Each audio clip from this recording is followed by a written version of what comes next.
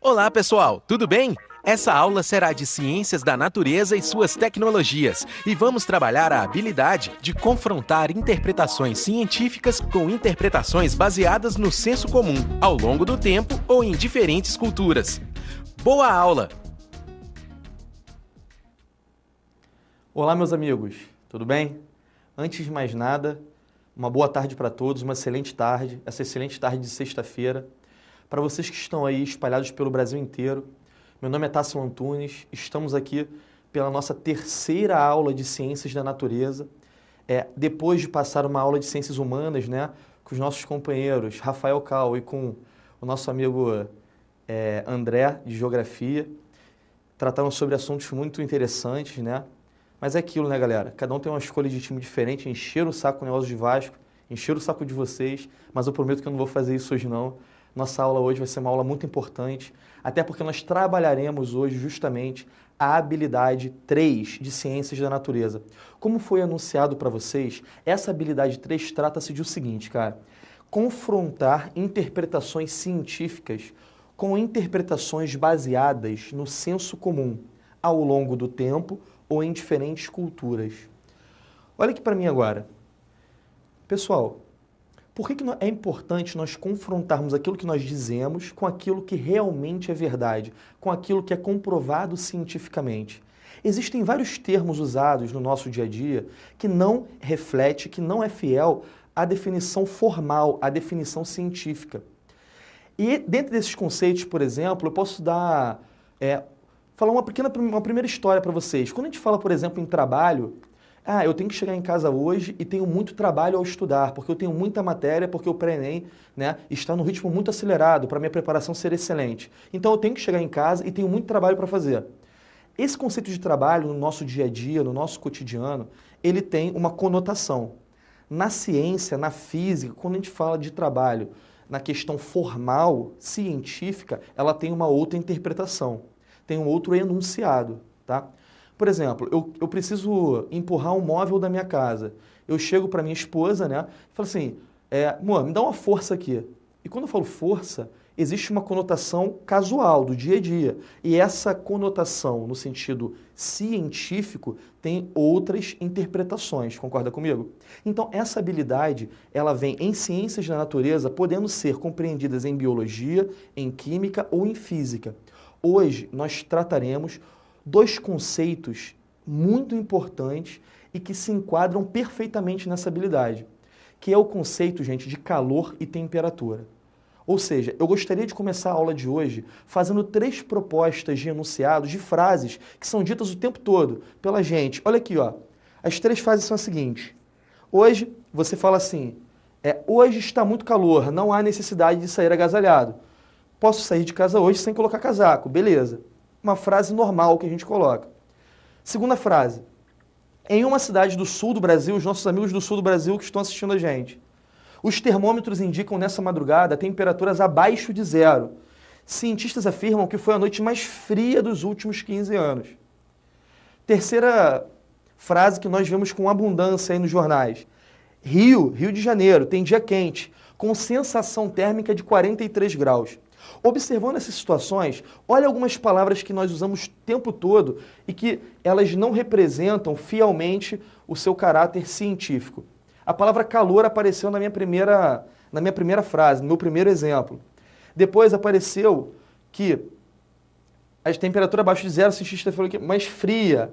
Então aqui, ó, calor, frio, sensação térmica de 43 graus. Galera, todas essas palavrinhas que eu estou destacando para vocês são palavras usadas o tempo todo. Toda hora nós associamos sensação térmica à temperatura. Toda hora nós associamos calor ou frio à temperatura. Você pega uma superfície quente, por exemplo, e coloca a mão, você diz que, tira a mão porque ali está quente. Onde, de fato, naquela superfície, naquele corpo, a temperatura está elevada. É uma situação tradicional. Para quem é pai, para quem é mãe ou para quem tem irmãos pequenos, não é aconselhável, obviamente, que uma criança chegue perto do fogão. Imagina você fazendo um café, você bota água para ferver no fogão e aquela água está num processo de ebulição, galera, está fervendo, fervendo, fervendo. Sinceramente, você precisa encostar ali para saber que a temperatura está alta? Não.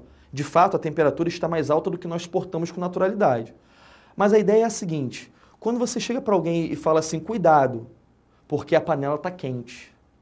Você tem a ideia, você tem ali a sensação automática de relacionar a temperatura alta com a sensação de quente. Agora, se eu pego, por exemplo, cubos de gelo e coloco dentro de um recipiente com água, eu posso dizer que aquela água está fria. E aí você novamente relaciona o termo frio, o termo de sensação frio, com a temperatura baixa. E esses são erros conceituais que nós cometemos o tempo todo. E isso pode ser cobrado na prova do Enem de vocês. E que dos últimos 10 anos, gente, já foi cobrado 6 vezes. Em 6 provas diferentes apareceu justamente essa comparação entre quente e frio, calor e temperatura. Nós vamos definir com calma todos esses aspectos. E eu espero que no final da aula de hoje você realmente possa se sentir confiante em teorizar a diferença, fisicamente falando, entre temperatura e calor. E principalmente, que você possa aplicar esses conceitos no seu cotidiano. Então, para isso, envie suas dúvidas, perguntem, porque através da participação de todos vocês, galera, nós poderemos fazer essa aula uma aula de sucesso, uma aula importante. Estamos entendidos? Pessoal, vamos lá então, começando aqui o nosso trabalho, e eu quero falar um pouquinho de sensação térmica com vocês. Uma situação que está aí desenhado, tá, na apostila de vocês. Imagina que o menininho, ele coloque ao mesmo tempo 2 mãos em 2 recipientes diferentes, em que um recipiente está contida uma água a 7 graus Celsius. Essa água a 7 graus Celsius, uma baixa temperatura comparada à temperatura corporal humana, nós vamos dizer que essa água é uma água fria. E aí, a sua outra mão, a sua mão esquerda, está em um recipiente que eu tenho uma água, por exemplo, a 45 graus Celsius. Essa temperatura maior do que a temperatura corporal humana, e eu vou dizer que essa água é água quente. Permanecido durante um determinado tempo a mão desse menininho na água quente e na água fria, ele tirará essa mão ao mesmo tempo desses dois recipientes e colocará as duas mãos ao mesmo tempo em um único recipiente a uma temperatura intermediária, a 7,45, que é a de 25 graus Celsius. Vou dizer então que ele colocou nesse terceiro recipiente as duas mãos a uma temperatura intermediária entre 7 e 45. Qual é a sensação que esse menino vai ter de cada uma de suas mãos? A sua mão direita, que anteriormente estava em um recipiente frio, com água a 7 graus Celsius, vai ter a sensação no novo ambiente de calor. Né? Você vai dizer que aquela água está quente. Por quê? Porque ela saiu de um ambiente de menor temperatura e foi para um ambiente de maior temperatura. Mas eu poderia dizer a mesma coisa de acordo com a sensação de sua mão esquerda? Eu posso dizer para você que, segundo a mão esquerda desse menino, que sai de um ambiente de 45 graus Celsius e vai para um ambiente de 25 graus Celsius, que a temperatura é menor, que ele vai ter a sensação também de calor? Não. Ele vai ter a sensação de quê, galera? O que você acha? Qual é a sensação que ele vai sentir? Vai ser uma sensação de frio. Mas que coisa paradoxal, Tássilo, que coisa, né, intrigante. Eu tiro as minhas duas mãos da mesma pessoa, coloco em um mesmo ambiente e tenho sensações diferentes. Uma sensação de calor e uma sensação de frio. Dependendo de onde os ambientes, né, de que ambiente essas mãos estavam antes de entrar nesse novo ambiente. Isso é o conceito de sensação térmica. E esse conceito de sensação térmica tem a ver com o conceito de calor. Eu posso relacionar o conceito de sensação térmica com o conceito de calor. Mas para isso, eu antes preciso definir o que realmente é temperatura, o que realmente é calor, para depois nós identificarmos qual é o conceito e qual é a diferença de sensação térmica. Mas eu gostaria que vocês, nesse momento, tivessem a certeza que sensação é aquilo que nós sentimos. Isso pode parecer óbvio para todo mundo, mas eu faço uma outra pergunta para vocês. Galera, imagina uma porta de madeira com uma maçaneta de ferro. Talvez essa configuração de porta seja a configuração mais comum em todas as cidades do Brasil espalhadas aí, né, por aí afora. Uma porta de madeira com maçaneta de ferro. Quando você encosta na madeira, você tem uma sensação de que aquela madeira está a uma temperatura. Quando você encosta na maçaneta, no ferro, você tem uma sensação que a temperatura ali é diferente. Normalmente, nós percebemos a temperatura do ferro ser menor. Nós sentimos a temperatura do ferro ser menor.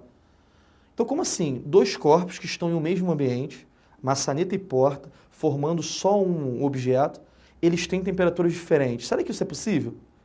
E nós vamos perceber que, na verdade, colocar a mão na maçaneta e colocar a mão na porta é experimentar corpos à mesma temperatura, mas é ter sensações, é produzir sensações diferentes. Agora, Tássilo, vamos basear isso um pouquinho na parte teórica, na parte científica, para que isso realmente possa se desconstruir do meu dia a dia e eu possa, então, agora perceber fisicamente qual é o conceito de calor, qual é o conceito de temperatura e confrontar com aquilo que nós falamos no dia a dia. Galera, no meu próximo slide é justamente a minha preocupação é o conceito físico de temperatura. Se eu me preocupar um pouquinho em definir o seguinte, que um corpo, todo corpo, o corpo mais simples de todos, até o corpo mais complexo, ele é formado por átomos, por moléculas, né? Essas moléculas, elas estão em constante agitação. Eu vou representar dois corpos aqui, ó, dois corpos idênticos, né? No primeiro momento, esse corpo tem uma certa agitação. Vocês estão conseguindo perceber que nesse desenho que eu marquei agora para vocês, essas moléculas estão pouco agitadas. Por algum fator, eu consigo realizar uma agitação maior nessas moléculas. E aí eu percebo que as moléculas que constituem esse corpo ficaram mais agitadas. O conceito físico de temperatura está associado, e nós podemos defini-lo como uma medida do grau de agitação das moléculas que constituem esse corpo. Então, Tássilo, o que você pode dizer para mim? Esse corpo inicialmente tinha uma temperatura que eu, Tássilo, vou chamar de T1. E depois de um certo processo, quando as moléculas ficaram mais agitadas, eu vou chamar essa temperatura, galera, de temperatura T2. Se eu quiser fazer uma comparação entre essas temperaturas, o que eu vou ter que dizer? Aquele corpo que tem as moléculas mais agitadas tem a maior temperatura. Então eu vou dizer que a temperatura T2 é maior do que a temperatura T1. Observem o seguinte. Fecha aqui em mim, ó. Eu não disse o porquê que a temperatura aumentou. eu só verifiquei que as moléculas que constituem aquele corpo se agitaram mais. Então, na verdade, o que você vai fazer a partir de agora? Você vai associar a temperatura a uma medida do grau de agitação das moléculas que constituem esse corpo. Nada mais que isso. Eu só posso, então, definir a temperatura de um corpo se eu conseguir medir o quanto agitado aquelas moléculas estão. Estamos entendidos? Então, nós agora sabemos que a temperatura é apenas uma medida do grau de agitação das moléculas. Você chega na praia, você vê, por exemplo, o termômetro indicando 43 graus. E aí, imediatamente você pensa, caramba, que calor. Na verdade, você está observando ali, aquele termômetro indica que a agitação das moléculas do ambiente que está contido aquele termômetro está a uma agitação referente a 43 graus, que é uma agitação alta, porque é uma temperatura elevada, maior do que a temperatura corporal humana. A título de curiosidade, gente, a temperatura corporal humana está na casa de 36 a 37 graus Celsius. Talvez isso seja de conhecimento de muita gente aqui que está assistindo comigo. Mas nós humanos, nós temos essa temperatura corpórea média. Se a nossa temperatura corporal varia um pouquinho, vai para 38, 39, nós já sentimos aquela sensação febril. 39 graus, inclusive, é considerado uma febre alta, tá? E aí você tem um processo de tentar fazer de controlar essa temperatura, que você começa a suar, né? O seu organismo responde a esse aumento de temperatura para fazer com que essa temperatura não aumente mais, e o suor é justamente uma tentativa do seu organismo de equilibrar essa temperatura, de não fazer com que essa temperatura aumente. Enfim, existem outros métodos, tá? Que vocês no dia a dia devem fazer. Porém, é importante que ao medir a temperatura, nós saibamos que instrumento usar. E qual é o instrumento que eu vou usar para medir temperatura? É o termômetro, muito bem. Mas a indicação desse termômetro, ele vai ser a partir de uma dada escala. Quando você tem a oportunidade de assistir filmes produzidos em outros países, né, em Hollywood, Estados Unidos, na França, na Europa, enfim, quando você tem a oportunidade de assistir filmes produzidos no Brasil, filmes nacionais, você pode perceber que as unidades de medidas para todas as grandezas, elas podem sofrer variações. Então nós temos algumas unidades de medidas de uso do dia comum, do nosso dia a dia, tá? Temperatura, por exemplo, aqui no Brasil é usado a escala graus Celsius. Mas no Canadá, nos Estados Unidos, na Jamaica, por exemplo, eles usam graus Fahrenheit. É uma outra escala de medida, é uma outra unidade de medida. E é importante nós conhecermos essas escalas. Tá? Para aqueles que não tiveram oportunidade de estudar escalas termométricas, eu gostaria de fazer um convite a vocês. Gostaria de mostrar para vocês como essas escalas se relacionam. Tássilo, para você isso é um ponto fundamental do Enem? Talvez não a forma de converter as unidades, mas é importante você saber que existem as unidades. Mas nós estamos aqui justamente para prepará-los, né, para o máximo que nós pudermos. Por isso, qualquer dúvida que ficar, você envie sua dúvida para a gente, pergunte para a gente, que nós vamos debater durante toda essa aula. Galera, para medir a temperatura, nós vamos olhar aqui então que eu tenho que usar termômetros. E essas escalas termométricas são divididas em 3. São as escalas termométricas mais importantes da natureza, que é a escala em graus Celsius, a escala em graus Fahrenheit e a escala em graus Kelvin. Para se construir esse termômetro, nós nos baseamos em 2 pontos fixos. Esses pontos fixos são os pontos de vaporização da água, na verdade, o ponto de ebulição da água e o ponto de congelamento da água. A água é um elemento natural muito comum, muito abundante, tá? Muito importante, então, cientificamente falando. Na escala Celsius, né, ele adotou 0 graus, o 0 grau, para a temperatura de congelamento da água. Então, esse aqui é o ponto PG. Tássilo, o que é PG? Ponto de gelo. E adotou 100 graus para o PV. O que é PV? Ponto de vapor. Esses 2 pontos fixos vão me determinar uma relação entre essas 3 escalas. Celsius chamou o ponto de gelo de 0. Fahrenheit preferiu chamar de 32. E Kelvin chamou de 273. Eu gostaria que vocês fizessem uma observação em relação a essa escala aqui, a escala Kelvin, que é a unidade no Sistema Internacional de Unidade. Para o ponto de vapor, Celsius usou 100 graus, Fahrenheit usou 212 e Kelvin usou 373. Se você reparar, entre o ponto de gelo da escala Celsius e o ponto de vapor, eu tenho 100 divisões. Na escala Fahrenheit, entre o ponto de gelo e o ponto de vapor, eu tenho 180 divisões. Eu tenho um número de divisões maior. Eu posso, então, em relação à precisão da medida de temperatura, afirmar para vocês que na escala Fahrenheit eu tenho uma precisão maior do que na escala Celsius, porque eu tenho o maior número de subdivisões entre esses dois pontos fixos. E na escala Kelvin, eu tenho o mesmo número de divisões do que na escala Celsius. A variação de temperatura na escala Kelvin e a variação de temperatura na escala Celsius é a mesma. Bom, pensando nisso, eu quero aqui então apresentar para vocês uma relação entre essas escalas. Eu representei as escalas novamente, de acordo com o seu ponto de gelo. Olha aqui para mim, ó, ponto de gelo e o ponto de vapor. E com muito cuidado agora eu quero perceber, quero mostrar para vocês de que maneira nós chegaremos a essa relação. Pessoal, aqui eu vou fazer 3 igualdades. Eu vou relacionar esses 3 termômetros. E aí, se você quisesse, você poderia relacionar dessa mesma maneira que eu vou ensinar para vocês, uma quarta escala arbitrária. Nós poderíamos construir, por exemplo, a nossa escala. Eu poderia escolher aqui uma escala Tássilo, onde eu determinasse um valor para o ponto de gelo e um outro valor para o ponto de vapor. E a partir dessa determinação desses pontos fixos, eu consegui fazer essa relação. Basicamente é o seguinte: a toda temperatura em um termômetro, eu posso fazer uma relação com a sua correspondente na escala Fahrenheit e na escala Kelvin. Então vamos lá, eu tenho uma temperatura Tc, que é a temperatura em graus Celsius, que está relacionada a Tf, temperatura em graus Fahrenheit, que está, por sua vez, relacionada a Tk, que é a temperatura em graus Kelvin. Para chegar nessa relação, eu vou fazer o seguinte, ó.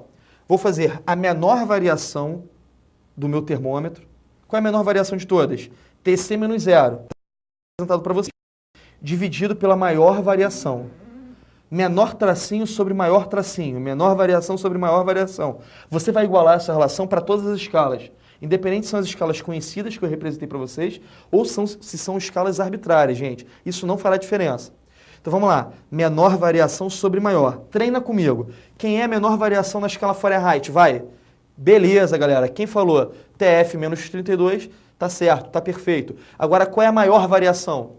Maior variação, ponto máximo e ponto mínimo. 212 menos 32. Ponto mínimo, logicamente, representado aqui no gráfico, né? E na escala Kelvin, eu vou ter a menor variação, Tk menos 273, sobre a maior variação, 373 menos 273. Excelente. Olhando para mim agora, você consegue identificar e consegue relacionar as escalas termométricas. Você consegue medir a temperatura. E, de fato, para você medir essa temperatura, eu preciso de um conceito físico importante, que é o conceito de calor. Então, depois que eu explicar calor para vocês, vocês vão conseguir perceber de que maneira científica o termômetro funciona.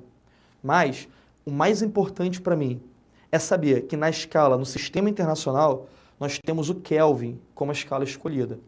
Mas por que, Tássilo, o Kelvin? Porque o Kelvin, galera, é conhecido como a escala absoluta. E ele tem esse nome, não é por um acaso. Existe uma explicação científica que permite dizer que a escala Kelvin é a escala absoluta. Ah, Tássilo, então a escala Kelvin é a escala mais importante. Na verdade, não. Talvez muitos de vocês não tenham tido nem a oportunidade de escutar o nome dessa escala, Kelvin, por mais que ela seja a escala no sistema internacional. Porém, no nosso cotidiano, o mais importante é a escala Celsius, porque é aquela que a gente usa, né? E aí a ideia aqui é a seguinte: depois que eu faço essa relação da menor variação do termômetro sobre a maior e igualando com todos os termômetros, vem no slide aqui comigo, ó. Eu posso ainda, galera, simplesmente fazer o seguinte: simplificar essas relações. Vem no slide aqui comigo, vamos lá, galera. Eu vou chegar à conclusão que Tc sobre 100, Tf menos 32 sobre 180 é igual a Tk menos 373 sobre 100. Posso ainda simplificar 180 com 100 e com 100. Posso dividir tudo por 20.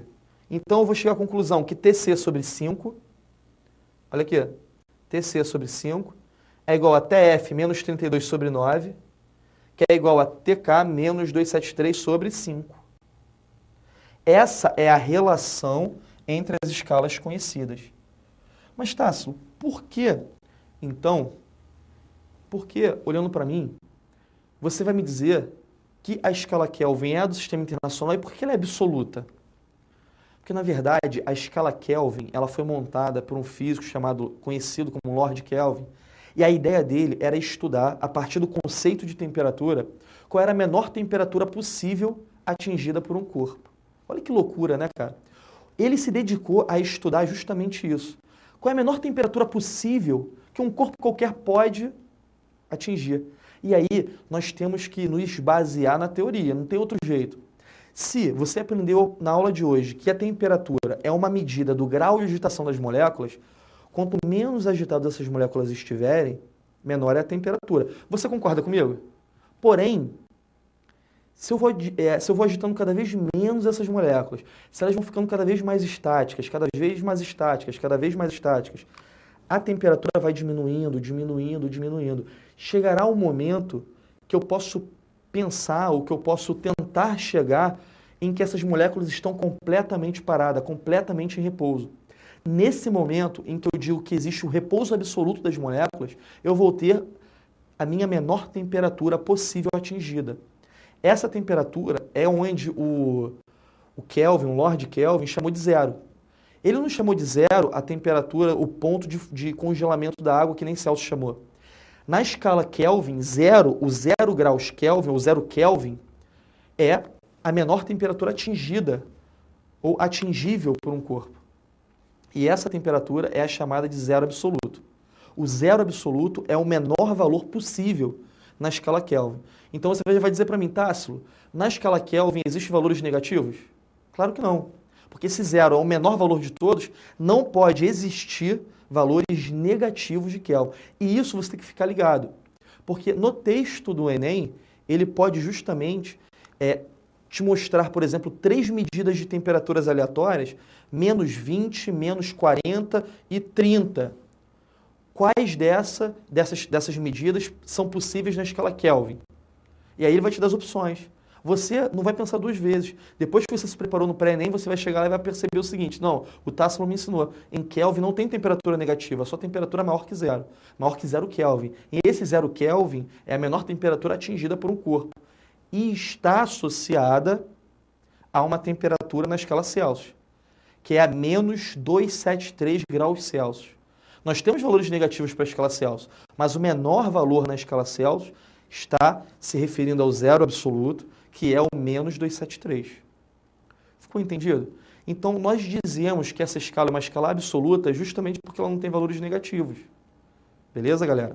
Então, vamos lá. Temperatura é uma medida do grau de agitação das moléculas. Ótimo. Como é que nós podemos medir a temperatura? Usando um termômetro e usando uma escala qualquer. Nós escolhemos a escala Celsius, e que o ponto de gelo é o 0, o ponto de vapor é o 100. Nesse momento, eu faço uma pergunta desafiadora para todos os meus alunos. Todos. Galera, eu gostaria que vocês respondessem em voz alta, no polo que vocês estão. Em voz alta, que você grite, sem medo de errar. Todo mundo acha que acerta essa resposta e não vai acertar. É um desafio. Que isso, tá? Se você não me conhece, é um desafio. Eu estou aqui para isso, gente. Para desafiá-lo. Me ajuda um pouquinho. Qual é a temperatura que a água evapora? Ah, Tássilo, depende da pressão. Olha, essa é uma boa resposta. Mas vamos lá. A nível do mar, em condições normais de temperatura e pressão, vai lá, pensa um pouquinho comigo. Responde. A que temperatura a água evapora? Eu consigo ouvir o que você respondeu. Ah, mas eu estou no sul, eu estou em São Paulo, eu estou em Minas. Eu escutei. Você não falou 100? Você falou 100 graus Celsius. Pessoal, numa boa, para cada 10 alunos que eu pergunto isso, 10 me respondem que a temperatura de evaporação da água é de 100 graus Celsius. E isso não é verdade. Que isso, Tássilo? Como não é verdade? Eu passei minha vida inteira achando que era 100 graus Celsius a temperatura de evaporação. Não. 100 graus Celsius, que é o ponto de vapor que eu chamei, é o ponto em que a água começa a ferver, a entrar em ebulição. Você vai fazer o seu cafezinho de manhã, antes de trabalhar. Você coloca lá a água no fogão. Aquela água, gente, vai começar a ferver e ali você sabe que a temperatura é 100 graus Celsius. Mas depois que você acaba de tomar o café, você bota a louça na pia. E, obviamente, né, como um cidadão exemplar, você vai lavar a louça antes de sair de casa. Perfeito? Você vai lavar a louça. Quando você lava a louça, você ou seca com um pano de prato ou você deixa escorrer. Não é isso? Aí você deixa escorrer e depois diz que um determinado tempo aquele prato está seco. Meus amigos, o que significa dizer que o prato secou? Que a água secou? Ele estava molhado e não está mais. Para onde foi essa água? Para um portal mágico? Não, ela evaporou. Mas você precisou colocar esse prato, essa louça, numa estufa a 100 graus. Na minha não tem. Na minha não tem uma estufa na cozinha para secar meu prato e meu copo que depois que eu lavo a louça. Ou seja, ali você precisa perceber que a água vai evaporar a temperatura ambiente. Então, gente, não existe uma temperatura mínima para a água evaporar. Ela evapora a temperatura ambiente a uma pressão normal. Só que ela vai demorar muito mais tempo para evaporar uma pequena porção de água do que se estivesse se agitando a 100 graus Celsius. Para efeito prático agora, para exercício, eu posso considerar que a 100 graus Celsius é onde eu tenho o meu grau energético mais favorável para fazer essa transformação? Aí sim. Então nós consideraremos que a 100 graus Celsius é o ponto de temperatura ideal para a água fazer essa transformação de estado, né? Sair do estado líquido e ir para o estado gasoso. Ficou claro qual era a dúvida que eu gostaria de tirar de vocês? Então você não vai dizer por aí agora mais que a água evapora a 100 graus Celsius. Estamos combinados? Continuando aqui então nossa aula, eu vou aqui apresentar nesse slide para vocês que o zero absoluto é a menor temperatura teórica que um corpo pode atingir.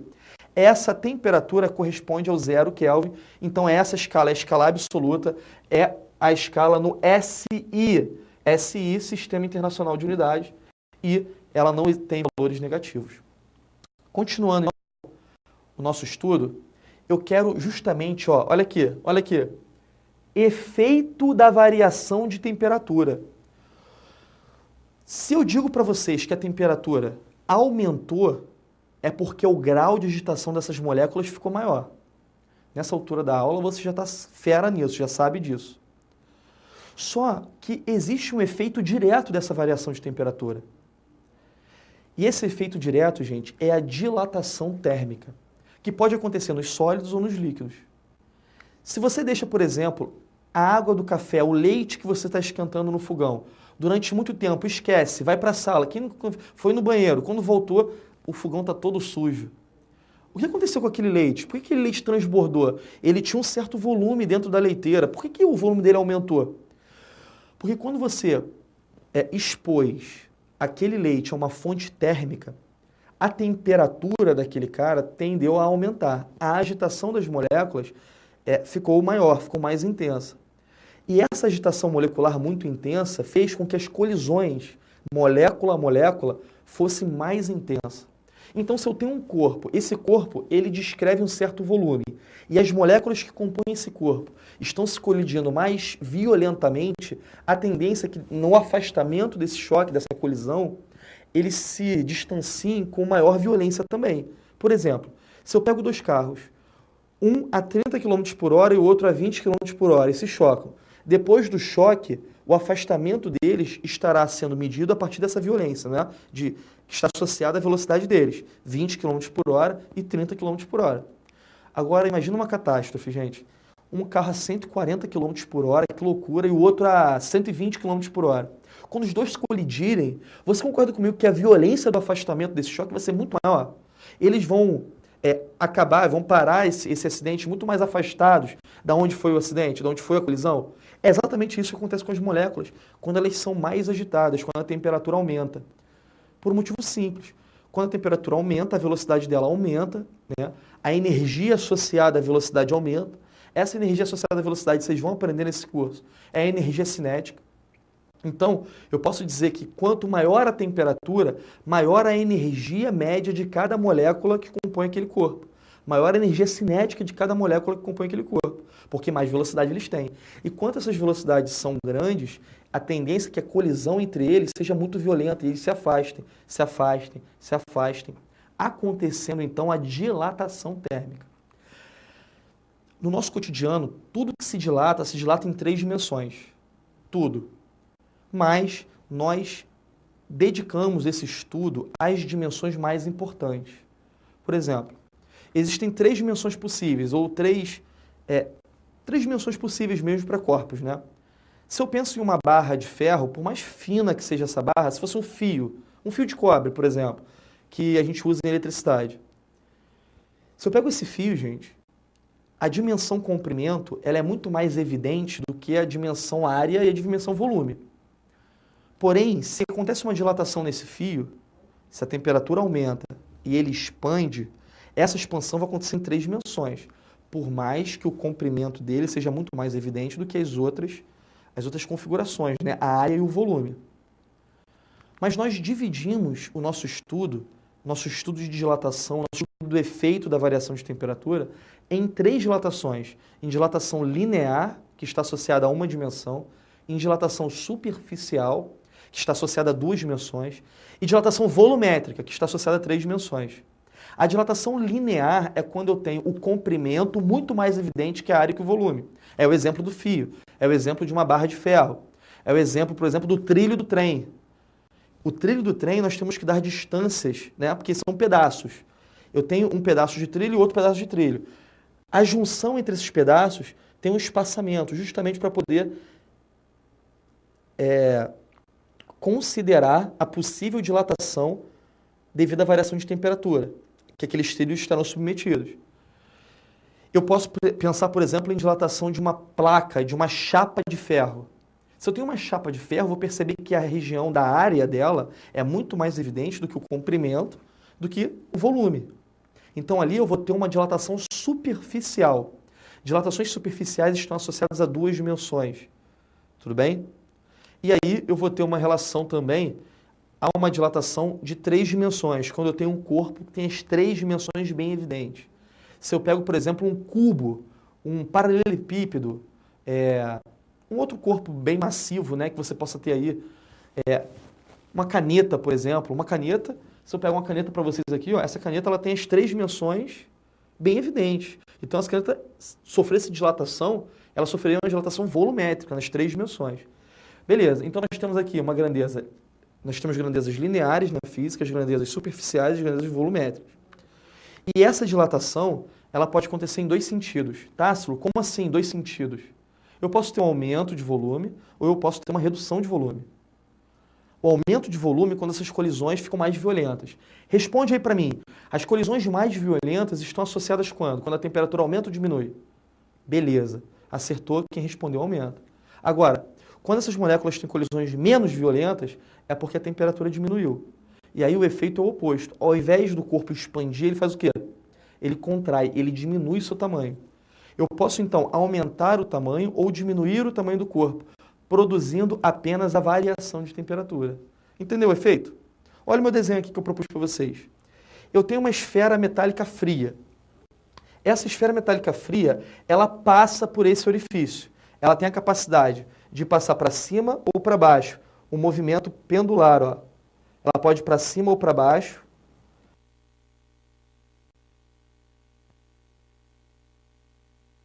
Posição no meu primeiro desenho. E aquecesse, pusesse essa esfera em contato com uma fonte térmica, a temperatura dessa esfera iria aumentar, as colisões entre essas moléculas iriam aumentar, e aí ela aumentaria o seu volume. O que aconteceria quando você tentasse puxar esse fio e passar essa esfera por esse orifício? Você perceberia que essa esfera que antes passava não passa mais. E isso vai acontecer de que forma? Vai acontecer porque a área, né, o volume que aumentou, o seu corte longitudinal, a sua área ficou maior do que o do buraquinho que ela passava aqui antes. Então ela vai ficar emperrada, ela não vai conseguir passar, justamente por essa dilatação. E aí, então, eu chamo a atenção de todos vocês agora comigo. Se antes a esfera passava, eu esquentei só a esfera, e agora ela não vai passar mais porque ela aumentou o volume, ela dilatou. Se eu quisesse contornar esse problema, o que eu deveria fazer? Se eu resfriasse a esfera, por exemplo, ela não voltaria ao seu tamanho normal? Quase que sim, né? Então ele diminuiria o seu volume e aí eu poderia novamente passar por aquele orifício. E existe uma outra perspectiva. Eu poderia fazer, ou poderia tentar fazer com que exista uma fonte térmica que aquecesse apenas o anel, parasse de aquecer a esfera e aquecesse apenas o anel, o orifício, para fazer com que com aquele orifício tivesse uma dilatação. Repara o seguinte, gente. Se eu faço um pequeno gesto para vocês aqui, ó, esse orifício, quando ele for dilatar, ele vai dilatar em duas dimensões. É uma dilatação superficial. A esfera, ela vai dilatar nas três dimensões. É uma dilatação volumétrica, tá? Se eu consigo dilatar essa superfície, esse anel, e manter o volume maior, mas do jeito que estava, eu vou conseguir novamente fazer com que ele passe. Você vai guardar, por exemplo, os copos que você ganhou da sua madrinha de casamento, né? Da sua compadre, da sua comadre. Você ganhou um conjunto de copos muito bonito, você vai guardar ele no armário. Existem copos que normalmente quando a gente vai guardar, a gente coloca um encaixado no outro, né? Para poder ganhar espaço, melhorar ou otimizar o espaço que nós temos no nosso armário. Beleza. Quando você encaixa um copo no outro, tem momentos que você vai tirar esse copo e vai tentar tirar um do outro e está agarrado. Está preso, você não consegue tirar. E aí você fica com medo de forçar a barra e quebrar o copo, né? Qual é uma estratégia interessante para você conseguir tirar um copo do outro com mais facilidade? Eu tenho dois copos. Esses copos, por algum motivo, eles agarraram porque o de dentro dilatou mais do que o de fora. Se o de dentro dilatou mais do que o de fora, ele ficou agarrado, ficou com um volume maior, ficou preso. O que nós vamos fazer? Se eu colocar o copo de fora em contato com uma água gelada, o que vai acontecer com o seu volume? Vai aumentar ou vai diminuir? Vai diminuir ainda mais. Então esses copos ficarão mais agarrados. Você vai solucionar o problema dessa forma? Claro que não. Então você não pode colocar o copo de baixo em contato com a água gelada. Tássilo, se eu colocar água gelada dentro do copo que está agarrado dentro, lá, no interior dele. Se você botar água gelada dentro, o copo de dentro tende a fazer com que o seu volume diminua. Aí sim pode ter um efeito de fazer com que esse copo saia com mais facilidade. Ah, Tássilo, mas eu tenho uma outra solução. É mais fácil arrumar água quente na minha casa. Então, eu vou pegar essa água quente, vou colocar no copo de fora, esse copo de fora vai dilatar, abrindo mais espaço para o copo de dentro, e esse copo de dentro vai sair com mais facilidade. Ou seja, nós temos aí então a dilatação solucionando alguns problemas do nosso cotidiano. Agora, o que é a dilatação, Tássilo? Independente se ela é linear, superficial ou volumétrica, a dilatação é o efeito direto da variação de temperatura. E essa temperatura pode ser medida em 3 escalas, Celsius, Fahrenheit ou Kelvin, e ela é uma medida do grau de agitação das moléculas que constituem o corpo. Galera, essa dilatação, ela não, ou a contração, que é o processo inverso, no aumento de temperatura ou na diminuição, aumenta a temperatura e expandir, né, dilatação. Diminuir a temperatura, contrair, diminuir o volume. Elas também acontecem nos líquidos, tá? E elas acontecem nos líquidos da mesma maneira que acontece nos sólidos em 3 dimensões. Toda a dilatação do líquido é volumétrica. Isso é importante você saber. Olhando para cá, então, agora eu quero propor uma questão importante. Eu vou proporcionar 6 minutinhos para vocês refletirem sobre essa questão importante que eu quero propor a vocês. Dentro desses 6 minutos, eu gostaria que você respondesse, escolhesse um item e enviasse para a gente qual é a sua opção, tá? Qual é a sua resposta. As respostas mais interessantes eu vou colocar no ar, vou jogar no ar para todo mundo saber. Então, os polos mais animados, por favor, enviem para a gente aqui a sua possibilidade de resposta. E eu vou ler com vocês essa questão, que é de fato uma questão muito importante. Isso serve de alerta para muita gente, hein? Vamos lá. A gasolina é vendida por litro, mas em sua utilização como combustível, a massa é o que importa. Um aumento da temperatura do ambiente leva a um aumento no volume da gasolina. Para diminuir os efeitos práticos dessa variação, os tanques dos postos de gasolina são subterrâneos. Se os tanques não fossem subterrâneos, ou seja, se esses tanques não tivessem essa característica, se eles não tivessem ali blindados para que essa variação de temperatura acontecesse, você levaria vantagem ao abastecer o carro na hora mais quente do dia, pois estaria comprando mais massa por litro de combustível. 2. Segunda afirmação. Abastecendo com a temperatura mais baixa, você estaria comprando mais massa de combustível para cada litro. Terceira afirmação.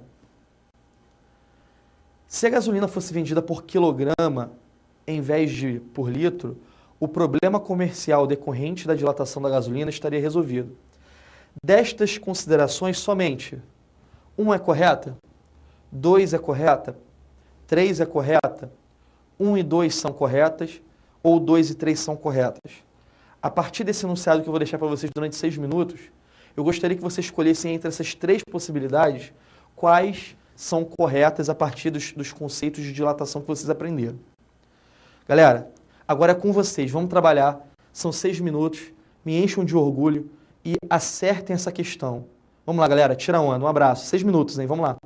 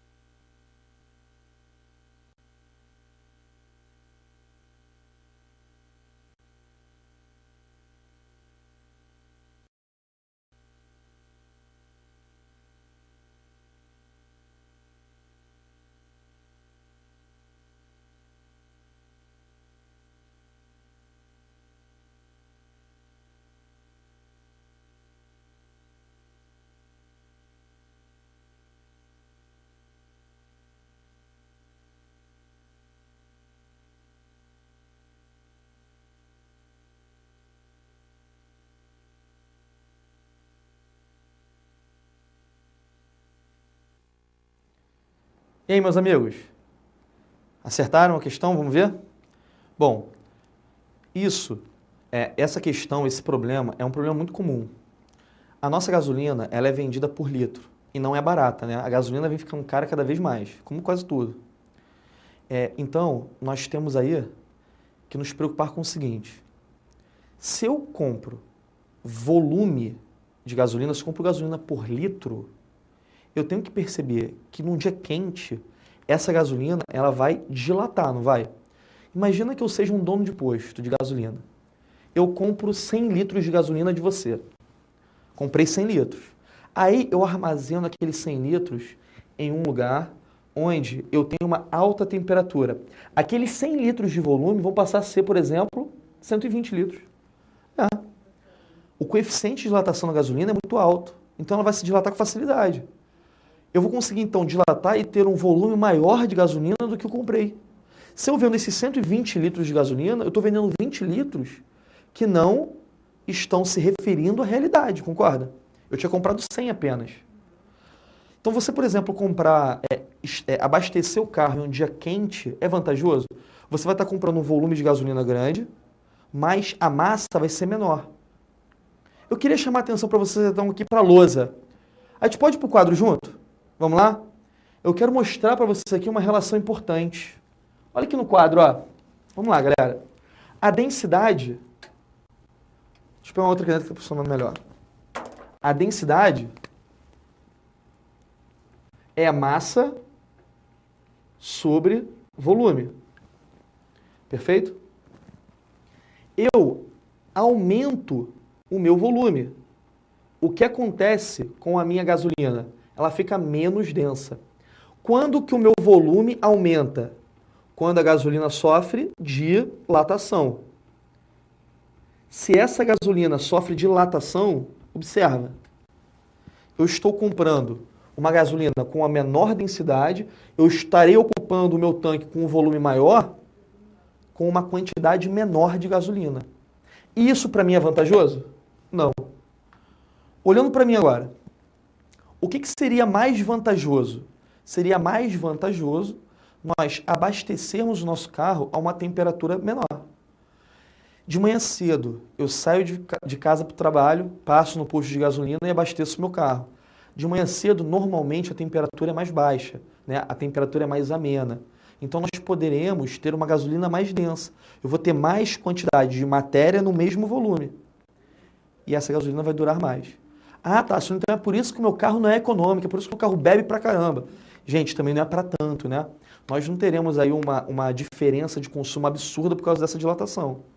Mas aqui no Rio de Janeiro já foi detectado um posto que obviamente foi fechado pela ANP, Agência Nacional de Petróleo, que justamente usava um equipamento super sofisticado que fazia com que essa temperatura aumentasse na chegada da bomba ao seu carro. Ou seja, na saída da bomba a temperatura aumentava valores absurdos, fazendo com que o volume dessa gasolina se dilatasse consideravelmente. E esse cara, o dono desse posto, né, ele conseguia vender uma gasolina que realmente ele não tinha comprado, porque ele vendia gasolina dilatada, gente.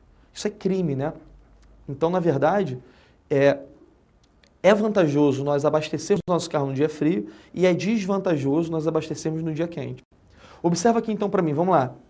Primeira opção, olha para o slide. Você levaria vantagem ao abastecer o carro na hora mais quente do dia. Gente, essa está errada. Você não levaria vantagem porque a gasolina está menos densa. Você tem uma menor quantidade de matéria de gasolina no mesmo volume. Abastecendo com a temperatura mais baixa, você estaria comprando mais massa de combustível por cada litro. Vamos deixar essa aqui em off. Se a gasolina fosse vendida por quilograma em vez de por litro, o problema comercial decorrente da dilatação da gasolina estaria resolvido. Dessas considerações somente. Essa terceira, ela está correta ou não? Vamos deixar em off. Aí vamos lá, as opções A, B, C, D ou E. Comentário da questão anterior, a opção certa é a opção E. Pessoal, vou ler com vocês, ó. Quando a gasolina se aquece, ela dilata, aumenta de tamanho, mas sua massa permanece a mesma, beleza. Assim, sua densidade diminui. Logo, a tendência é levar desvantagem, já que no abastecimento do posto mede o volume, litros, com a temperatura mais alta. Pagar mais por uma massa menor de gasolina. Em temperatura baixa, a tendência é inversa, levar vantagem. Uma questão de lógica levaria o aluno a perceber que as alternativas 1 e 2 são excludentes. Se uma estiver certa, a outra necessariamente estará errada. Elimina a opção D.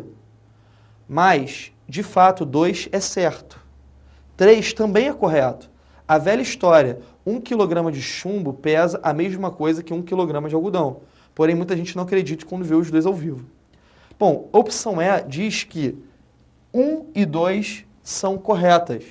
E as opções 1 e 2 são essas, ó, gente. De fato, abastecendo com a temperatura mais baixa, você estaria comprando mais massa de combustível por cada litro, porque a densidade é massa sobre volume, como nós acabamos de ver, e eu vou ter mais matéria, mais quantidade, né, de combustível para cada volume ali relacionado. E a terceira afirmativa, como eu disse para vocês, ela também é verdadeira, porque se eu vendo a gasolina por quilo, assim como a gente vende, por exemplo, fruta, como a gente vende carne no mercado, quando tiver o mercado, por exemplo, a gente não pede, me dá 10 centímetros cúbicos de frango, me dá 20 litros de maçã. Tu compra por massa. Não importa o tamanho da maçã. Você pode comprar 2 quilos de maçã tendo 10 maçãs ou tendo 6 maçãs. Né? A quantidade de maçã, mais o número de maçãs não vai importar, mas a massa ela não vai variar. Então, se eu comprasse por quilo, eu quero 10 quilos de gasolina. Independente do volume que isso vai proporcionar no meu carro, eu posso ter 10 quilos com 20 litros ou 10 quilos com 18 litros. Não importa, são 10 quilos. Beleza? Então, essa relação é importante. As respostas corretas, então, são as opções 2 e 3. A alternativa correta é a letra E. Ficou claro isso para vocês? De verdade, gente? Nesse momento, então, eu gostaria de abrir espaço para a pergunta dos alunos. Os alunos estão enviando as perguntas estão chegando até a gente. Essa interatividade é muito importante. E eu quero, então, responder uma pergunta de um amigo ou de uma amiga que enviou aqui para a gente. Vamos lá, galera. Qual é a pergunta que nós temos para responder para ajudar os nossos amigos que estão na preparação para o Enem? Bom, o polo é Eviran Zanelato Carvalho. O autor da pergunta não tem, né? Não veio o autor da pergunta. Então vamos lá. A pergunta é a seguinte: qual é a fórmula que relaciona graus Kelvin a graus Celsius? Galera, vou te dar uma dica. Eu quero relacionar graus Celsius com graus Kelvin, né? O zero absoluto são quantos graus Celsius? Tu lembra? 0 Kelvin é igual a menos 273 graus Celsius. Fechado ou não? Então, o 0 Kelvin equivale a menos 273 graus Celsius. Agora, nesse minuto, eu pergunto a você o seguinte, Tássio, mas se 0 Kelvin está relacionado a menos 273 graus Kelvin, da onde dessa relação eu posso chegar à equação? Se eu tenho, por exemplo, 300 graus Kelvin, 300 graus Kelvin é o valor da escala em Celsius mais esse 273. Então, de uma maneira geral, eu tenho duas relações. Ou Kelvin, é igual a Celsius mais 273, ou Celsius é igual a Kelvin menos 273. 300 graus Kelvin são quantos graus Celsius? Vou pegar 300 graus Kelvin, vou diminuir de 273 e vou chegar à conclusão que são 27 graus Celsius. Tudo bem? Então, Celsius é igual a Kelvin menos 273, ou o contrário, Kelvin é igual a Celsius mais 273. Responde a sua pergunta? Beleza? O pessoal que vai enviando as perguntas, galera, se identifica para poder mandar um alô para o Polo, um alô para a pessoa, para essas pessoas participarem com a gente. Vamos lá. Eu quero responder mais uma pergunta dos internautas, das pessoas que estão aí, né, dos alunos do Pré-ENEM, que estão participando do projeto Pré-ENEM. Mais uma perguntinha, manda para a gente aí, vamos lá, galera. Professor, estou com dúvida do KG. Por favor, explique para nós. Dúvida na questão do quilograma, é isso? Imagino que sim, né? Bom, vamos lá então. Esse polo é o polo de Guarujá e o autor da pergunta é o Matheus Prata. Fala, Matheus, beleza? É um prazer poder estar conversando com você, cara. Matheus, o grande lance aqui é o seguinte, cara. O quilograma, ele está associado à massa, a quantidade de matéria que um corpo tem. Se eu, por exemplo, digo que um corpo é muito denso, é porque eu tenho a capacidade de ter muita matéria em uma determinada unidade de volume. Concorda comigo? Então, por exemplo, se eu compro a gasolina em massa, não me importa se essa massa vem em uma grande quantidade de volume ou se essa massa vem em uma pequena quantidade de volume. Lembra aqui do comentário que eu fiz na resolução da questão? O que pesa mais, 1 kg de algodão ou 1 kg de chumbo? Essa pergunta é muito tradicional. 1 kg de algodão e 1 kg de chumbo, em efeitos de massa, é a mesma coisa. Porém, o algodão vem acompanhado de um volume muito grande e o chumbo vem acompanhado de um volume muito pequeno ou muito menor que do algodão. Então, quando a gente vai comprar gasolina, se eu comprasse por massa, independente se ela está dilatada ou não, eu compraria a quantidade de matéria referente a 8 quilos, referente a 10 quilos, referente a 12 quilos, independente da quantidade que você quisesse comprar. Então, isso me permitiria dizer que eu teria uma fidelidade na compra mais garantida do que se eu estivesse, por exemplo, comprando por litro. Porque se a gasolina está dilatada, eu comprar 10 litros não significa dizer que aqueles 10 litros têm a mesma quantidade de matéria do que, por exemplo, os 8 litros daquela mesma gasolina num dia mais frio. Entendeu qual é a situação? É por isso que a questão do quilograma, a questão da massa, está associada à fidelidade da medida. A medida massa, ela não está associada à variação do volume. 2 quilos são sempre 2 quilos, independente se o volume é grande ou o volume é pequeno. Ficou claro? Agora, quando a gente tarifa o volume, aí nós temos que nos preocupar com a dilatação. E alguns postos de gasolina usam desses atributos para poder levar vantagem, infelizmente. Beleza? Bom, galera, ótimo então a participação de vocês. Valeu, Matheus, valeu a galera de Guarujá. Um grande abraço a todos. E agora eu quero justamente dar continuidade à nossa aula. Porque nós definimos a temperatura. Agora nós sabemos o que significa e quais são as escalas. As relações, como a nossa amiga que perguntou também, da relação em Celsius e Fahrenheit. E agora a minha intenção é justamente poder passar os slides para vocês e chegar... Só um minutinho, galera, só poder ver aqui dos slides, porque o slide não está passando.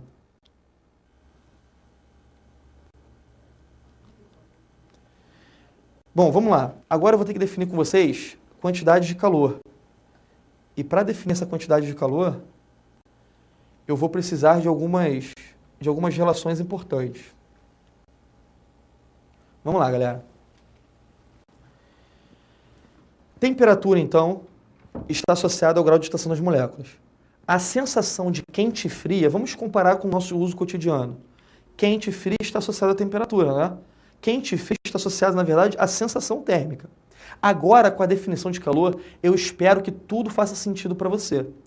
Galera, o calor, cientificamente falando, de maneira formal, é uma energia térmica que flui de um corpo para o outro, ou entre partes de um mesmo corpo.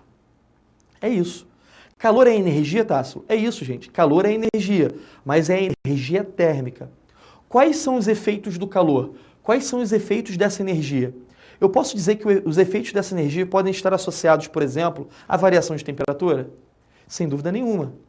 Quando eu digo lá para vocês que as moléculas de uma porção de leite que está esquentando no seu fogão, elas estão mais agitadas, que a temperatura daquele leite está aumentando, isso só é possível porque eu tenho uma fonte térmica que está enviando, está mandando energia para aquela porção de leite, para aquele corpo.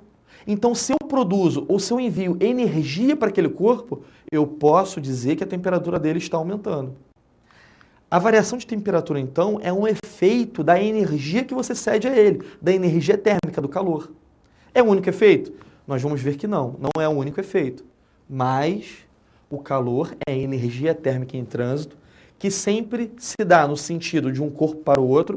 E tomem cuidado, sempre de maneira natural, do corpo de maior temperatura para um corpo de menor temperatura. Mão esquerda do Tássilo, mão direita do Tássilo. Mão esquerda do Tássilo com a temperatura altíssima, mão direita do Tássilo com a temperatura menor. Quando eu encosto os dois corpos com temperaturas diferentes um ao outro, qual é a tendência aqui? A tendência que é o que ao passar do tempo, esses corpos se encontrem em uma determinada temperatura e entrem no que a gente chama de equilíbrio térmico. Faz sentido ou não faz? Para isso acontecer, repara só, o corpo de maior temperatura, que tem as suas moléculas mais agitadas, deve agitar mais o corpo de moléculas menos agitadas. E, por consequência, as moléculas menos agitadas do segundo corpo vai agitar menos as moléculas do outro corpo que está mais agitado. Essa troca de agitação é justamente um sinal de que a energia está fluindo. Essa energia fluindo, essa energia se movimentando, é o que a gente chama de calor.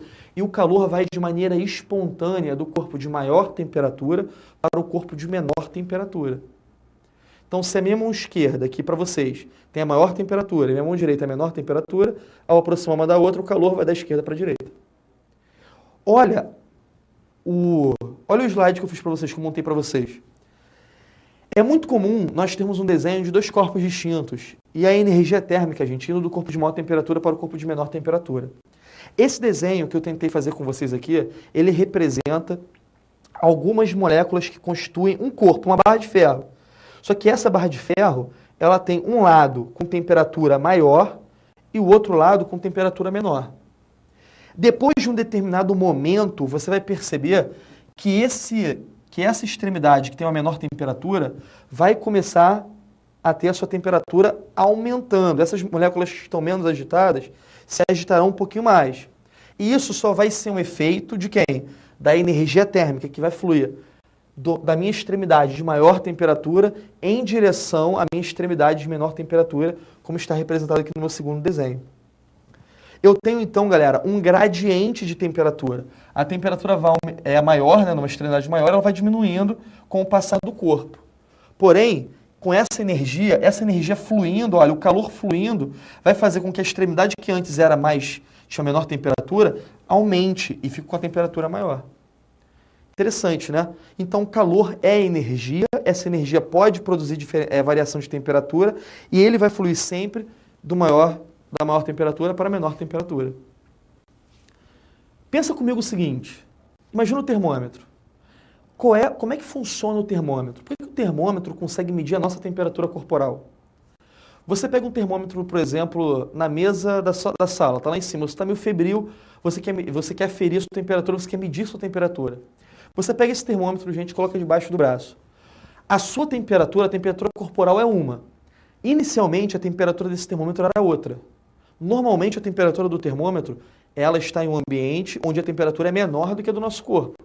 Então, quando eu coloco um termômetro debaixo do meu braço, por exemplo, a energia térmica, de forma natural, ela vai fluir sempre do corpo de maior temperatura para o corpo de menor temperatura. Nessa situação, o calor vai fluir do tássilo, do corpo, para o termômetro. Esse fluxo de energia, durante um certo tempo, vai fazer com que a temperatura do termômetro chegue a ser a mesma do que a temperatura do tássilo. Entre em equilíbrio térmico. Então, o equilíbrio térmico é que, a partir do momento dessa troca de calor, eles atinjam a mesma temperatura. Atingindo a mesma temperatura, nós vamos perceber que esse termômetro ele funciona a partir do equilíbrio térmico. Então, Tássilo, quando o termômetro equilibra termicamente com o seu corpo, eu posso fazer a medição, eu posso olhar para ele. E é por isso que a gente tem que esperar um pouquinho, né, para poder medir. Eu não coloco o termômetro debaixo do meu braço, tiro ele e já vejo quanto está a minha temperatura. Eu preciso de um determinado tempo justamente para acontecer esse equilíbrio térmico. E aí, sendo assim, então, eu gostaria que vocês percebessem que o calor, ele pode, para a gente, se traduzir em uma sensação. Lembra lá da história inicial da aula? Quando eu chego na praia e vejo um termômetro de 43 graus, sem pestanejar, eu digo que está muito calor. Qual é o sentido da energia térmica nesse caso, nesse exemplo? Nossa temperatura corporal, 37. Meio ambiente, 43. O fluxo de energia vai ser do corpo para o ambiente. Então, você está perdendo calor. Nesse processo que você está, do ambiente para o corpo, está 43 graus no ambiente e o meu corpo 37. O ambiente está mais quente. Então, o fluxo de energia está no ambiente para você. Você está ganhando energia. A tendência é que a sua temperatura aumente. Qual é a sensação que você vai ter? Sensação de quente, sensação de calor. Mas calor não é uma sensação. Calor é energia térmica em trânsito. Qual é o correto? Caramba, as minhas moléculas estão mais agitadas, porque a temperatura externa está maior do que a minha. Então, nós estamos tendendo a atingir o equilíbrio. Você vai falar assim? Você não vai falar, você vai falar que está calor. Mas é importante você perceber que o calor que está acontecendo nesse caso é energia. E a energia está indo de fora para dentro. E essa sensação é uma sensação incômoda que nós chamamos de calor. Entende? Agora, o que é o frio? O frio tem uma definição física, Tássio? Não, gente. O frio foi uma palavra inventada para ser o antônimo de calor. Então, se eu chego na praia, né, para a galera do Guarujá, eu chego na praia, a temperatura está 8 graus. 8 graus eu quis ir para a praia, sou louco. Cheguei na praia, eu, Tássilo, 37 graus, ambiente 8 graus. Tássilo mais quente que o ambiente. O fluxo de energia vai de onde para onde? Vai do Tássilo para o ambiente. Então eu estou perdendo calor. Se eu estou perdendo calor, eu posso dizer que está muito calor? Posso. Porque eu tenho muita energia, repara só, eu tenho muita energia saindo do meu corpo e indo para o ambiente. Só que essa sensação está associada, atrelada a frio. Então a gente fala, cara, que está muito frio, porque a temperatura está muito baixa.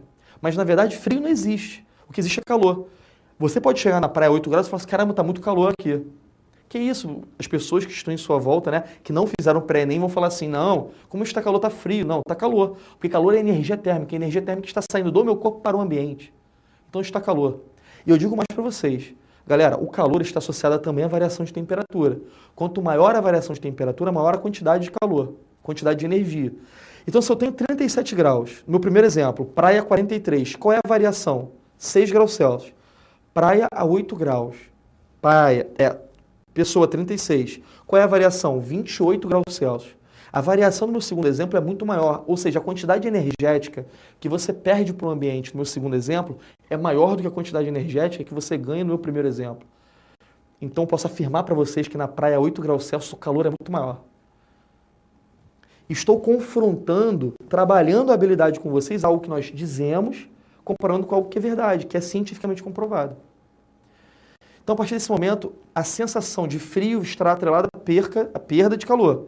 E a sensação de calor estará atrelada, né, ao ganho de energia térmica. Nós temos mais perguntas dos alunos chegando e eu gosto muito dessa interação, então eu vou abrir novamente para essas perguntas. Galera, bota aí, por favor, na tela mais uma pergunta da galera. Boa tarde, professor. É do Sistema Integrado de Ensino. Beleza. Mande um abraço para o Polo Primavera do Leste, Mato Grosso. Estamos adorando sua aula. Alunas, Hortência, Carla, Pamela, Isabelle e Carol. Valeu, meninas! Um beijo para todas. Obrigado pelo elogio. É isso aí, galera. Vamos estudar, vamos nos preparar e valeu pelo carinho. Estamos juntos, gente. É isso aí. Ótimo. Então, todas as meninas aí representadas com carinho, com um abraço carinhoso. Estamos juntos. Pessoal, então, essa diferença entre calor e frio está bem relacionada, não é isso? Ótimo. Agora, continuando aqui comigo, vamos lá. Agora que eu defini calor, eu posso definir de maneira formal o equilíbrio térmico. Mas para essa parte, nós nem precisaremos perder muito tempo. Por quê? Porque eu já sei que a extremidade quente... Opa, eu usei a palavra quente aqui, isso está certo teoricamente? Não. Mas por que eu escrevi aqui? Porque assim, não é assim que a gente fala. A extremidade quente quer dizer que eu tenho maior temperatura. A extremidade fria quer dizer que eu tenho a menor temperatura. E o calor vai fluir da maior temperatura para a menor, justamente para poder dizer que todas as partes desse meu corpo tenham, no final do processo, a mesma temperatura. Então, Tássilo, eu posso dizer que a temperatura de equilíbrio é sempre a mesma em um processo de troca de calor, não posso? Pode, gente. Se nós dermos tempo suficiente para que esse processo aconteça, de fato, você vai ter aí um equilíbrio térmico. Bom, uma pergunta que pode aparecer para vocês é essa. Mudando o estado físico. Tássilo, fechando em mim agora, fechando em mim, é possível que o calor apenas varie a temperatura de um certo corpo ou pode existir outro efeito? Pode existir outro efeito. Na verdade, em termos práticos, só são dois efeitos possíveis. Quais são esses efeitos, galera? O calor ou vai variar a temperatura ou o calor vai mudar o estado físico. É isso. A quantidade de calor que muda a temperatura, nós chamamos de quantidade de calor sensível. Você não precisa ficar preso a esses nomes. A quantidade de calor que muda o estado físico, nós chamamos de quantidade de calor latente. No processo de mudança de estado físico, nós consideraremos que essa substância mantém sua temperatura constante. Observa aqui o que eu fiz para vocês, que eu preparei para vocês. Eu tenho uma pressão atmosférica constante, fornecer essa quantidade de água mais gelo, uma fonte térmica, né? Eu proporcionei uma fonte térmica nessa mistura água e gelo. Se o gelo derrete, começa a derreter a 0 graus Celsius, vou dizer que enquanto tiver água e gelo nessa mistura, a temperatura será 0 graus Celsius. Olha aqui a representação do meu termômetro, eu fiz com todo carinho para vocês. Gente, eu posso ter muito volume de água. Se eu tiver um pedacinho de gelo nesse volume de água, eu posso dizer que a temperatura de equilíbrio é 0 graus Celsius. Na mudança de estado físico, consideramos que não existirá variação de temperatura. Essa afirmação é muito importante. Então, vamos lá. Na temperatura, por exemplo, de evaporação da água, nós consideraremos 100 graus Celsius. Mas é a 100 graus Celsius que a água começa a evaporar? Não. Ela evapora a temperatura ambiente. E, se eu tiver água e gelo nesse derretimento, a temperatura continua sendo 0. Até você derreter o gelo completamente. Depois que você derrete o gelo completamente, aí você tem o outro efeito de evaporação, o outro efeito, né, de aumento de temperatura. Então você primeiro varia o estado físico para depois que derreteu completamente o gelo, depois que mudou completamente o estado físico, variar a temperatura.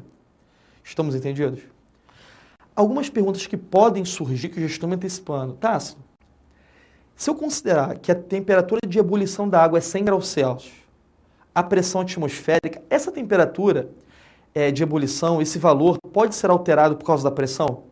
Pode. Pode sim, galera. E pode ser alterado de maneira diretamente proporcional. Guarda uma coisinha no coração de vocês, por favor. Não me deixa na mão.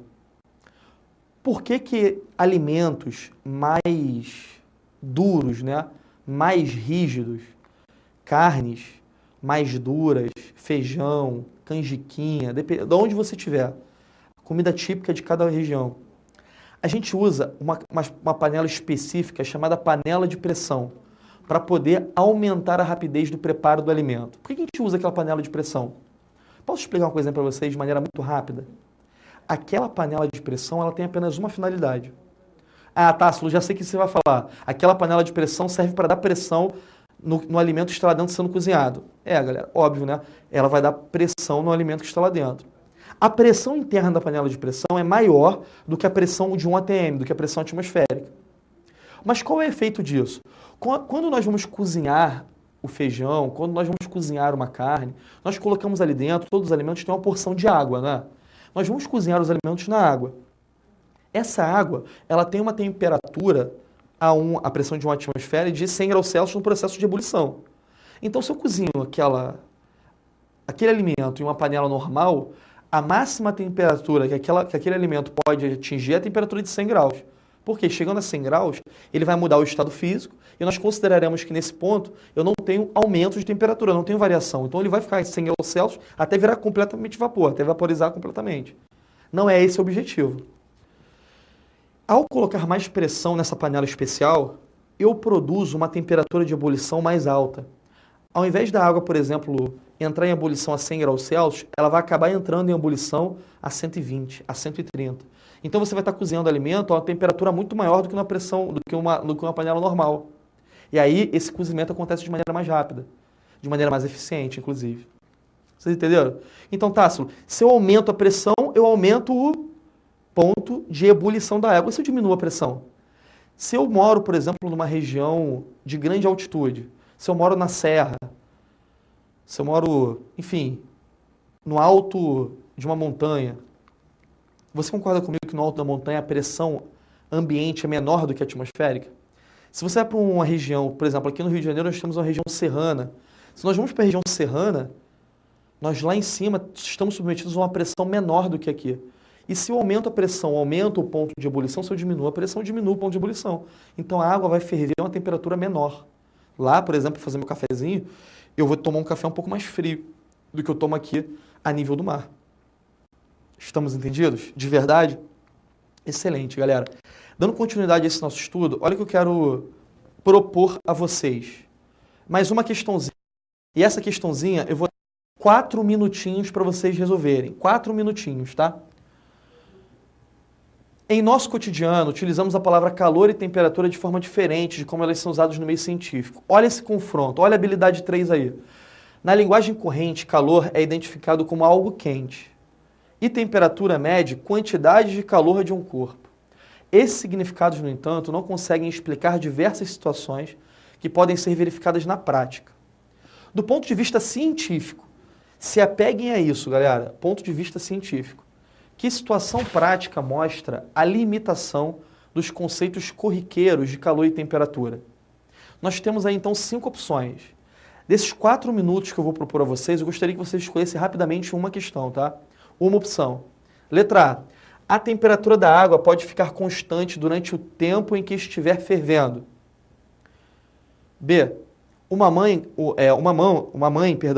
coloca a mão na água da banheira do bebê para verificar a temperatura da água. A chama de um fogão pode ser usada para aumentar a temperatura da água em uma panela. A água quente está em uma caneca. A água quente que está em uma caneca é passada para outra caneca a fim de diminuir sua temperatura. Um forno pode fornecer calor para uma vasilha de água que está em seu interior, com menor temperatura do que a dele. Então, na verdade, eu tenho 5 opções. Eu gostaria que dessas 5 opções, você em 4 minutos escolhessem a que vocês acham que situação prática mostra a limitação dos conceitos corriqueiros de calor.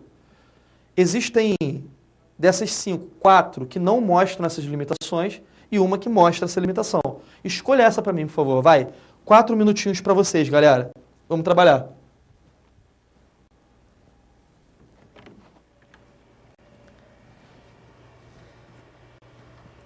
O que houve, gente? Vocês estão rindo pra caralho.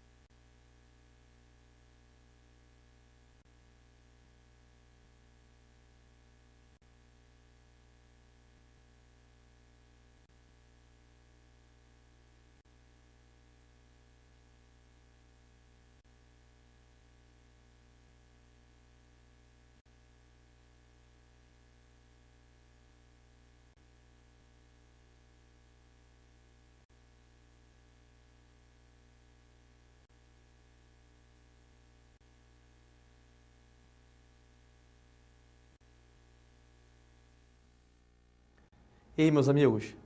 Essa questão é uma questão mais perigosa, vocês concordaram comigo?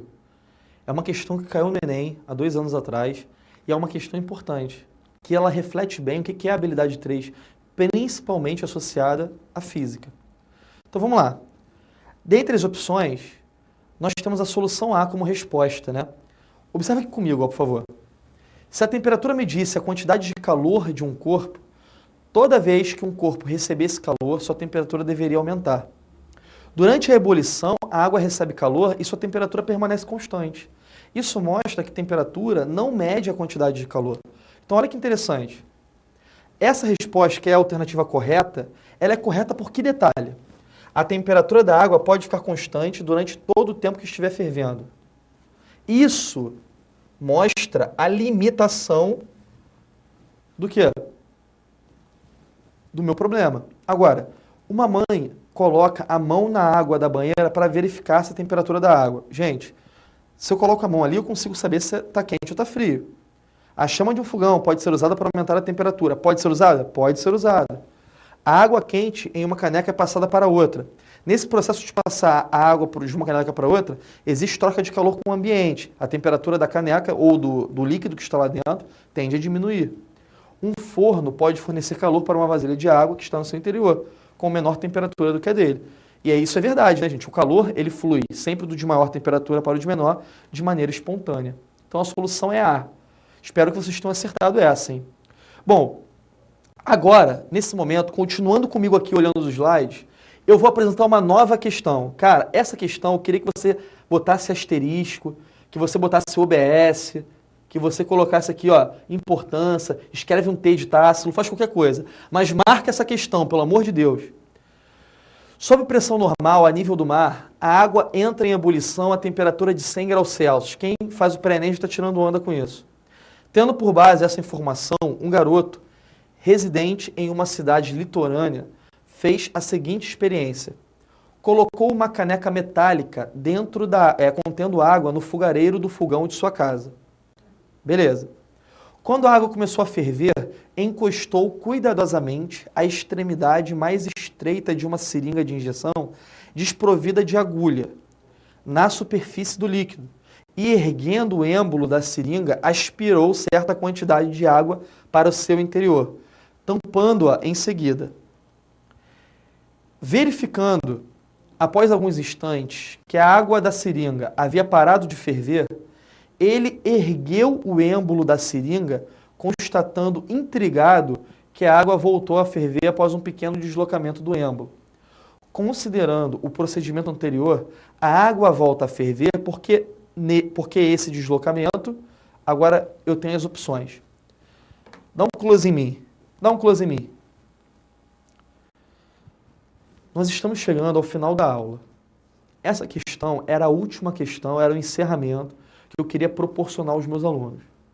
Galera, para nós encadearmos tudo aquilo que nós aprendemos hoje e nós confrontarmos o conceito de calor e temperatura com aquilo que é dito, com aquilo que é real, a gente tem que perceber o seguinte. Olha a proposta, olha a situação do problema, a situação problema apresentada para a gente. Eu tenho um recipiente com água. Essa água está à temperatura de ebulição, à pressão atmosférica. Responde para mim, que temperatura é essa? 100 graus Celsius. Eu pego uma seringa. Provavelmente todos vocês devem ter a ideia de uma figura, de uma seringa, como é que é? Todo mundo tomou injeção, né? A seringa sem agulha. Sem agulha eu consigo aspirar um pouquinho dessa água. Eu vou pegar essa seringa e vou aspirar. Eu vou levantar o êmbolo da seringa um pouquinho, ó. Levantei um pouquinho, entrou um pouquinho de água. Eu poderia levantar mais esse âmbolo. Eu poderia puxar, sugar mais água, mas não. Eu escolhi sugar só um pouquinho.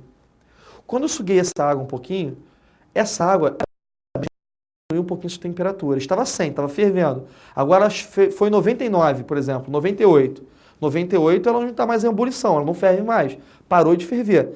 A água tem temperatura alta ainda? Tem temperatura alta, mas não está fervendo.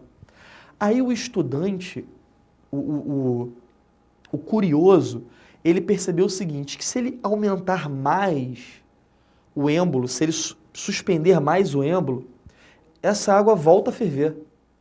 Mas, Tássilo, como assim? Galera, a temperatura dela era menor que 100 graus Celsius. Para essa água ferver, a pressão submetida a ela tem que ser maior do que um atm ou menor que um atm? Responde para mim, eu quero te ouvir. Fala para mim. Menor que um atm.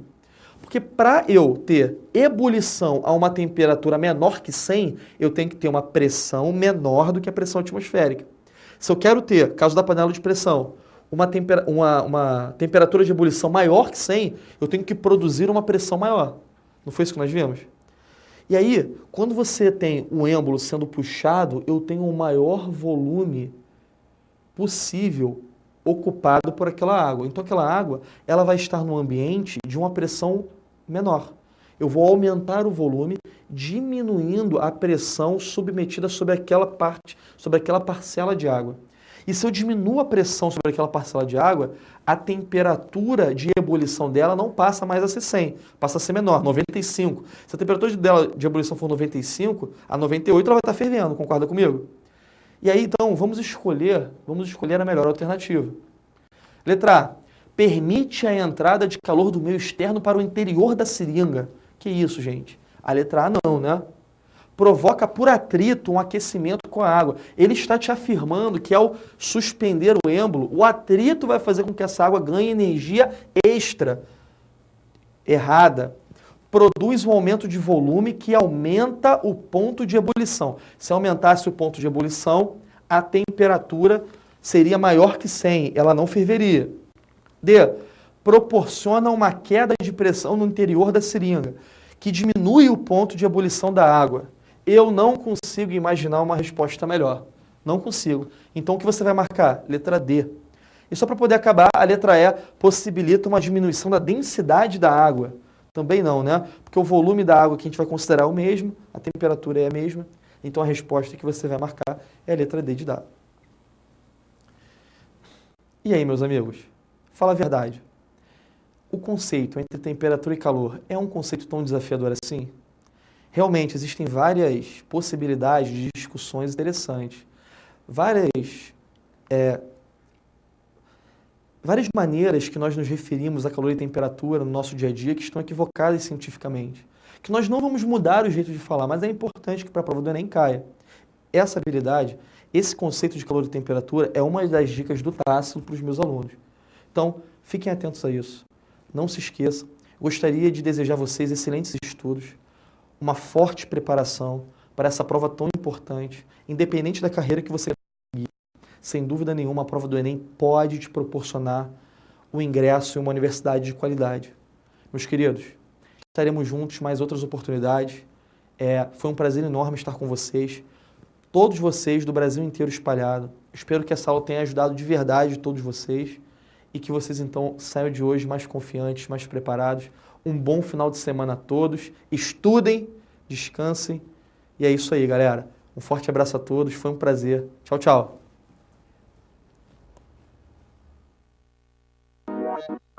Para desenvolver melhor essa habilidade, consulte a ficha de